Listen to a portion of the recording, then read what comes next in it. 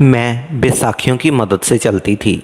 एक रोज़ अम्मा काम से बाज़ार चली गई। दरवाज़े पर दस्तक हुई तो मैं यूं ही दरवाज़ा खोला तो सामने दूध वाला खड़ा था। उसने अम्मा का पूछा तो मैंने कहा कि वो घर पर नहीं है। उसने दरवाज़े को धक्का दिया और अंदर आ गया, मुझे उठाकर कमरे में ले गया और मेरे साथ लाइट जाने के बाइस कमरे में बहुत गर्मी हो गई थी। अम्मा बाज़ार जा चुकी थी, घर में कोई नहीं था। अमूमन तो मेरी छोटी बहन सादिया घर में ही होती थी, लेकिन आज वो भी अम्मी के साथ ज़िद करके बाज़ार चली गई थी। ना जाने आज मुझे क्या हुआ कि मैंने कभी किसी को नहीं रोका था, बल्कि सामने से सादिया को गुस्सा करके भेजा था कि जाओ, अम्मी अकेले ही जा रही हैं। वापसी पर उन्होंने सामान भी थामना होगा, वो तुम पकड़ लेना, इन्हें आसानी हो जाएगी। जबकि मेरी अम्मी दोबारा मुझे टोक चुकी थी कि भाई क्या हो गया जो तुम सादिया को घर से भेजना चाहती हो, जबकि मैंने आम से लहजे में कहा था कि आपकी फ़िक्र ही कर रही हूँ, अगर नहीं लेकर जाना चाहती तो मर्ज़ी है। जबकि वो सर झटक गई थी। अल्लाह ताला ने मुझे कुदरती हुस्न से माला माल कर रखा था। जो भी मुझे देखता तो पलट कर ज़रूर देखता था। मेरे लिए कई बार रिश्ते आ चुके थे, लेकिन जब उन लोगों को मेरा मर्ज़ पता चलता कि मैं पाँव से चलने के काबिल नहीं हूँ तो वो लोग इनकार करके चले जाते थे। मैं कई बार इस दुख को सह चुकी थी, लेकिन अपने लबों से एक आ तक ना निकाली। मुझे अपने रब पर पूरा यकीन था, मुझे भरोसा था कि वो एक ना एक दिन मेरे लिए भी किसी शहज़ादे को ज़रूर भेजेगा। लेकिन मैं इस बात को बिल्कुल ही फरमोश कर चुकी थी कि मज़दूर लड़कियों के लिए शहज़ादे नहीं आते, बल्कि उनको तो नोचने के लिए दरिंदे आते हैं। अम्मा सादिया को हमरा घर से निकल गई। मेरी बैसाखी मेरे बराबर में ही रखी हुई थी, क्योंकि मैं घर में सादिया नहीं थी। अगर मुझे किसी भी चीज़ की ज़रूरत पड़ती तो मुझे खुद ही उठकर जाना था। मैं कभी कभी ऐसी चीज़ों से घबराया नहीं करती थी। मैं बहुत हिम्मत वाली थी, क्योंकि मैंने हालात से समझौता कर लिया था। मैं समझ गई थी कि अब मुझे इस बैसाखियों के सहारे ही सारी ज़िंदगी गुजारनी है, तो मैं इस चीज़ को कबूल कर ही लूँ तो ज़्यादा बेहतर है। जब शुरुआत में मेरे साथ एक बैसाखी दी गई तब मैं बहुत रोती थी, झंझलाती थी, गुस्सा कर जाती थी, उसे अपने आप से दूर फेंक देती थी। लेकिन जैसे जैसे वक्त गुजरता तो मुझे हकीकत समझ आने लगी थी कि यही मेरा मुकद्दर है और मुझे इसके साथ ही जीना है। लेकिन कहते हैं ना, इंसान हूँ, तकलीफ़ तो हो ही जाती है। बाज़ औक़ात आंखें भी नम हो जाती थी, दिल भी घबराता था और घंटों रो भी लिया करती थी। बस इसी में ज़िंदगी गुजर रही थी।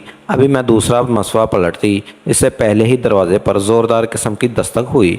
मेरा दिल अचानक ही दहल उठा था कि इतनी ज़ोर से दरवाज़ा क्यों बजा है। वैसे ही मेरी अम्मा काम से बाहर गई थी। मैं फ़ौरन ही अपनी जगह से हिम्मत करके उठी और बैसाखी को थामा। मेरे पाँव लड़खड़ा रहे थे।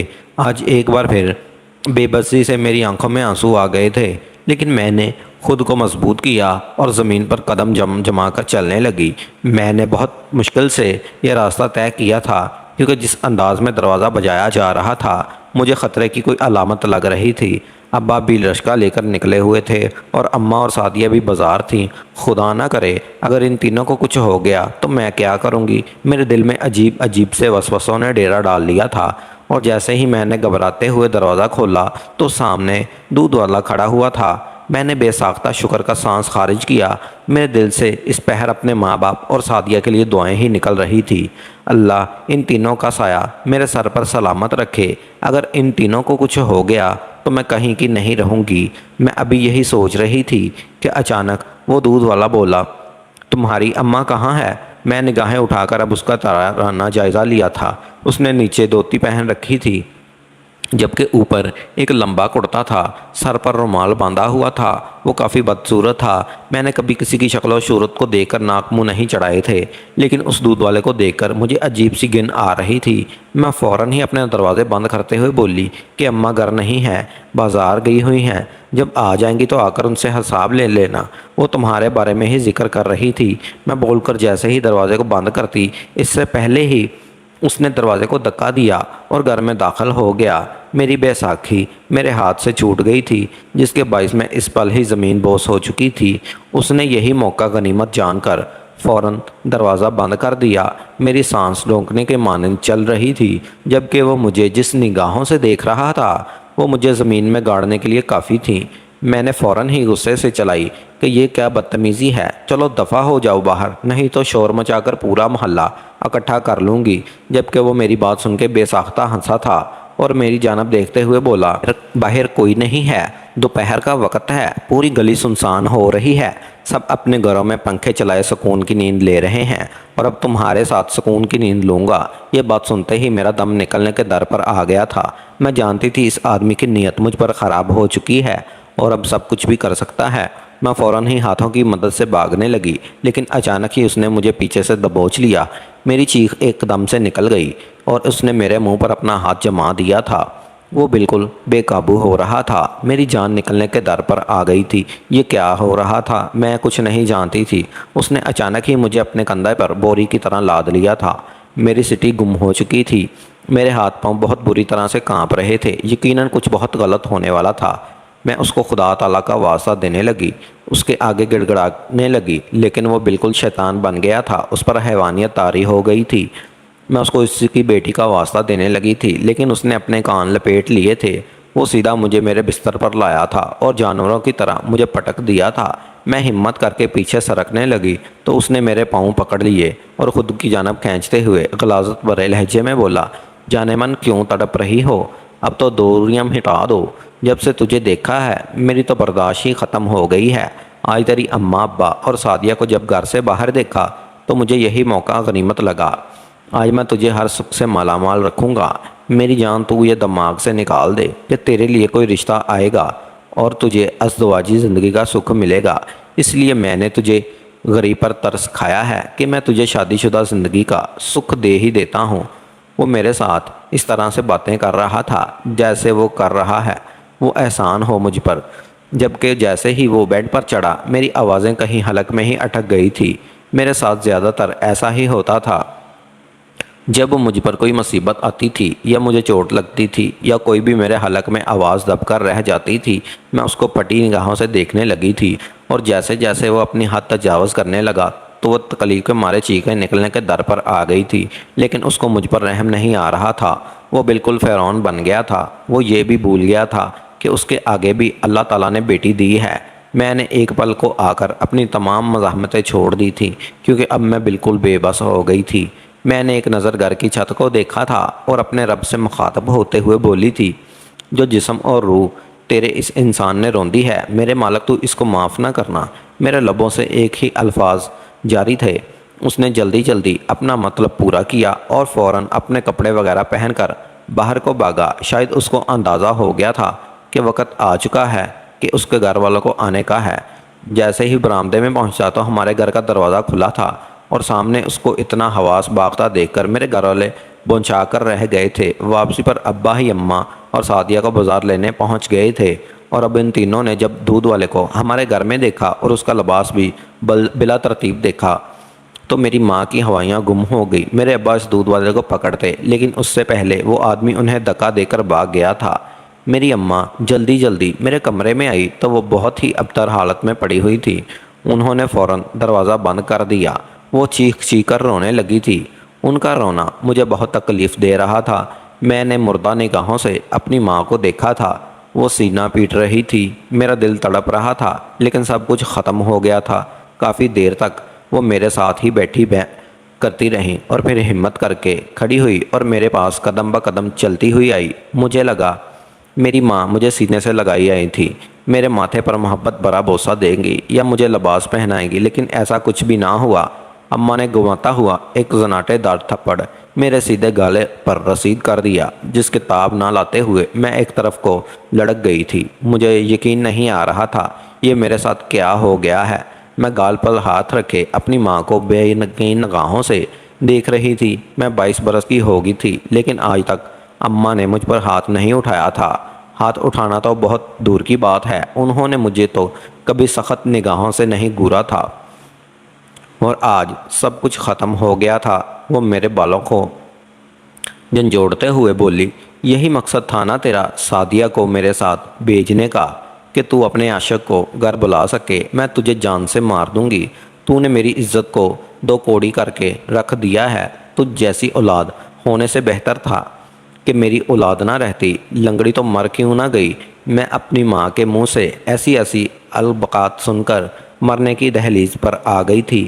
آج سے پہلے میری ماں نے کبھی مجھے لنگڑی کا خطاب نہیں دیا تھا، اور آج وہ اس دوراہے پر آ کر کھڑی ہو گئی تھی کہ مجھے کیا کیا بول چکی تھی۔ وہ مجھے اپنا بیلٹ اٹھا کر مارنے لگی تھی۔ میری ہچکیاں بند ہو گئی تھیں۔ مجھے کچھ سمجھ نہیں آ رہا تھا کہ میں کیا کروں۔ انہیں میرے حال پر بالکل رحم نہیں آ رہا تھا۔ وہ بالکل میرے ساتھ جانوروں جیسا سلوک کر رہی تھی۔ ابھی جو وہ آدمی میرے ساتھ کر کے گیا تھا، اس کے بعد میرا جسم ویسے ہی درد سے چکنا چور تھا، اور اب اوپر سے ان کا مارنا مجھے بہت تکلیف سے دوچار کر رہا تھا۔ تھوڑی دیر بعد جب وہ مار کر تھک گئیں تو زبردستی مجھے کپڑے پہنانے لگیں اور کمرہ کھول کر چلی گئیں۔ جب میں گئی، موت مری تھی۔ مجھے اپنی ماں کی لگائی ہوئی ضرب سے تکلیف نہیں تھی، مجھے ان کے بولے گئے جملوں سے تکلیف تھی۔ میں نے کبھی خواب میں نہیں سوچا تھا کہ جس ماں کا نام لے لے کر میں زندگی گزارتی ہوں، وہ ماں مجھ پر اتنی بے یقینی کرے گی کہ سب کچھ ہوتا دیکھتے وہ آنکھیں بند کر لے گی۔ میں کئی گھنٹے روتی رہی تھی۔ میرے دماغ میں ایک ہی بات آ رہی تھی کہ مجھے اب مر جانا چاہیے۔ اس دنیا میں رہنے کا کوئی فائدہ نہیں۔ یہاں کے لوگ بہت ظالم ہیں اور میں یہاں پر نہیں جی سکتی۔ لوگوں کو جب معلوم ہوگا کہ میری عزت لوٹ لی گئی ہے تو سب مجھے دھتکاریں گے، سب مجھے برا بھلا ہی کہیں گے۔ یہ سوچ آتے ہی میرا دماغ بنا اٹھاتا تھا۔ میں اتنی بیساکھی تلاش کرنی چاہی تو مجھے وہ کہیں نظر نہیں آ رہی تھی۔ میں نے خود کو قابو کیا اور بیڈ کے سہارے کھڑی ہوئی۔ میری پہنچ سے چھڑی تھوڑی دور ہی تھی، فروٹ باکس میں لگی۔ وہ میرا ہی شاید انتظار کر رہی تھی۔ میں نے اپنے دل کو مضبوط کیا اور اس کی طرف قدم بڑھائے۔ 2 قدم چلنے کی دیر تھی کہ میں منہ کے بل گری تھی۔ میرے گرنے کی آواز سے فوراً ہی سعدیہ کمرے میں با کر آئی تھی۔ آج سعدیہ کو دیکھ کر مجھے بے تحاشا رونا آیا تھا۔ کاش میں سعدیہ کو اماں کے ساتھ نہ بھیجتی تو آج میرے ساتھ یہ سب کچھ نہ ہوتا۔ کم از کم سعدیہ میری حفاظت تو کر لیتی۔ اگر حفاظت نہ کر سکتی تو میری اماں کو میری بے گناہی تو بتا دیتی۔ مجھے بہت رونا آ رہا تھا۔ سعدیہ نے مجھے اٹھایا اور بستر پر بیٹھا دیا۔ وہ میرے کندھوں پر ہاتھ رکھتے ہوئے بولی، آپ پریشان مت ہو، میں جانتی ہوں آپ نے کچھ نہیں کیا۔ میری بہن بہت اچھی ہے، آپ بس اللہ تعالیٰ پر توکل رکھیں، وہ کوئی نہ کوئی راستہ ضرور نکالے گا۔ آپ کہتی ہیں نا، جو لوگ اللہ سے امید رکھتے ہیں ان کے لیے اللہ آسانیاں پیدا کر ہی دیتا ہے، تو آپ مایوس نہ ہونا، اللہ سب بہتر کرے گا۔ وہ محض 12 سال کی تھی، لیکن آج وہ خود سے بھی بڑھ کر معلوم ہو رہی تھی۔ وہ انجانے میں ہی مجھے اندھیرے سے نکال کر روشنی کی گامزن کر چکی تھی۔ میں اندھیرے کی طرف جا رہی تھی۔ میں خود کچھ جیسی حرام موت کو گلے لگا رہی تھی، اور اگر آج وہ کر جاتی تو بعد میں میرے لیے کتنی مشکلات ہوتی مجھے معلوم تھا۔ جو لوگ خودکشی کرتے ہیں وہ ہر روز مرتے ہیں۔ میرے دماغ میں بھی یہی سب کچھ گردش کر رہا تھا، اور میرے آنسو تو بہہ رہے تھے۔ مجھے کچھ نہیں معلوم تھا کہ میں کیا کرنا ہے۔ میں نے سعدیہ کو اپنے گلے سے لگایا اور زاروں قطار رو رہی تھی۔ اس کو سینے میں بھیج کر بھی ایک ہی بات گردن کر رہی تھی کہ سعدیہ مجھ پر بھروسہ رکھو، تمہاری اپنی نے کچھ نہیں کیا، میں بے قصور ہوں۔ جبکہ سعدیہ میری کمر پر دھیرے دھیرے سے ہاتھ پھیرتے ہوئے بولی، پاپا میں جانتی ہوں میری بہن کچھ کر ہی نہیں سکتی، وہ بہت ہی نیک ہے، آپ بس اللہ سے دعا کریں کہ آپ کو انصاف مل جائے۔ جبکہ میں فوراً ہی اس کو اپنی بیساکھی لانے کا بول گئی تھی، کیونکہ میں نماز پڑھنا چاہتی تھی اور سب تماشوں میں میری ظہر نکل گئی تھی، اور اب میں عصر کا وقت گنوانا نہیں چاہتی تھی۔ سعدیہ بھاگ کر گئی اور مجھے میری بیساکھی لا کر دی، جس کو تھام کر میں فوراً ہی باتھ روم میں چلی گئی۔ جانتی تھی سعدیہ خوف زیادہ ہو گئی ہے، وہ میرے کمرے میں ہی موجود ہوگی۔ میں دل سے توبہ بھی کر چکی تھی کہ میں کسی کو بھی خود جیسی حراموت کو گلے نہیں لگاؤں گی۔ میں نے فوراً ہی وضو بنایا اور باہر آ گئی۔ سعدیہ پہلے ہی میرے لیے جائے نماز اور کرسی کا اہتمام کر چکی تھی۔ میں نے فوراً ہی اللہ تعالیٰ کے حضور نماز ادا کی اور اس کے آگے ہاتھ بلند کرتے ہوئے آنکھیں موند لی۔ اب کمرے میں سوائے میرے رونے کی آواز کو دوسری کوئی آواز نہیں گونج رہی تھی۔ میں نے روتے روتے اپنے پروردگار سے دعائیں مانگنے لگی، یا رب العالمین، تو شہنشاہ کا شہنشاہ ہے، تو نے کتنے مشکل کشاؤ لوگوں کی مدد کی ہے، یا رب میری بھی مدد فرما، مجھے بھی اس مشکل گھڑی سے نکال دے۔ میری ماں کو مجھ پر یقین آ جائے۔ میرے اللہ، تو اس انسان کو معاف نہیں کرنا جس نے میری عزت کو رون دیا ہے۔ میں بہت ہی مشکل ہوں، اللہ تو میرے لیے آسانیاں فرما دے، مجھے اس عذاب سے نکال دے۔ میں نے کچھ نہیں کیا، میرے رب مجھے معاف کر دے۔ میں اپنے ناکارہ گناہوں کی معافی طلب کر رہی ہوں۔ میں جانتی تھی وہ رب بہت کریم ہے، میری ہر مشکل کو ٹھیک کر دے گا۔ سعدیہ بالکل ٹھیک کہتی تھی، مجھے اپنے رب پر بہت توکل تھا، اور اسی توکل کی وجہ سے میں جیتنے والی نہیں، لیکن میں نہیں جانتی تھی اس جیت سے پہلے بھی میرے لیے ایک اذیت بری رات جھیلنی ہے۔ تھوڑی دیر عبادت کر لینے کے بعد میں آرام کرنے کے غرض سے بستر پر نیم دراز ہو گئی تھی۔ اماں کی مار، اس کے نشان مجھے استعمال کرنا اور پھر میرا اتنا رونا میرے سر میں درد کا کر چکا تھا اور میں جلد ہی نیند کی وادیوں میں کھو گئی تھی۔ میں عصر کی نماز پڑھنے کے بعد جو سوئی تھی اس کے بعد مجھے کچھ ہوش ہی نہیں تھا۔ رات کا دوسرا پہر چل رہا تھا اور میں ایسے ہی نیند کے آغوش میں تھی۔ تھکن کے باعث میں اتنی گہری نیند سوئی تھی کہ مجھے کچھ علم نہیں تھا۔ آدھی رات کو اچانک ہی مجھے ایسا محسوس ہوا جیسا کوئی میرے جسم پر ہاتھ پھیر رہا ہو، اس کا ہاتھ بے باک انداز میں میرے پورے جسم پر گھوم رہا ہو۔ میں فوراً ہی آنکھ کھول گئی تھی اچانک، لیکن میں نے اپنے جسم کو بالکل کوئی حرکت نہیں دی تھی۔ میں نے نگاہ گھما کر بیڈ کے نیچے دیکھا تو میرے 14 طبقے روشن ہو گئے تھے۔ میں نے کبھی خواب و خیال میں بھی نہیں سوچا تھا کہ میں ایک بار پھر اس تکلیف سے گزروں گی۔ میں چیخنا چاہتی تھی لیکن ہمیشہ کی طرح میرے حلق میں ہی میری چیخ دب کر رہ گئی تھی۔ لیکن میں نے اپنے اللہ سے دعا مانگی تھی، مجھے اپنے رب پر پورا توکل تھا۔ میں دل ہی دل میں خدا سے دعا کرنے لگی کہ کسی بھی طرح میری اماں ابا کسی کو میرے کمرے میں بھیج دے یا پھر سعدیہ کو جگا دے، نہیں تو یہ درندہ ایک بار پھر میری عزت لوٹ لے گا۔ وہی دودھ والا ایک بار پھر ہمارے کمرے کی کھڑکی کے ذریعے آیا تھا۔ اس کو اتنا ڈر خوف نہیں تھا کہ اب اس کے گھر والے بھی موجود ہوں گے اور اس کو یہ کام کرتے ہوئے وہ دیکھ لیں گے۔